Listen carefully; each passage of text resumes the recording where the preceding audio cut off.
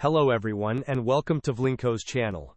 In today's video, I will show you how to resolve the Windows installer service could not be accessed error, also known as error 1719. And now, let's get started.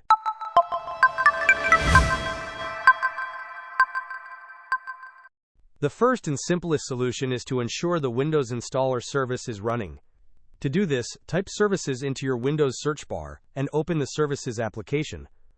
Scroll through the list until you find Windows Installer. Right-click on it and select Start. Often this service is stopped, preventing installations from proceeding.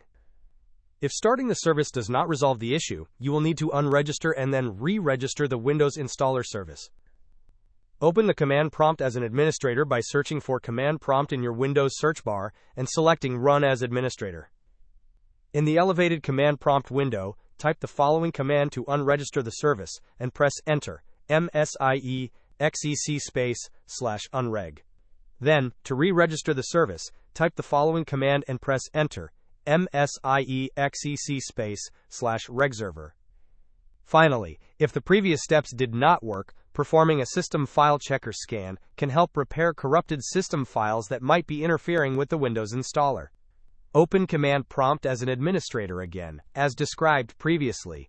In the command prompt window, type the command sfc /scannow and press Enter.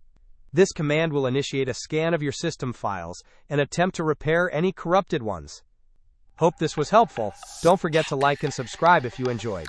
As always, thanks for watching and I will see you in the next video.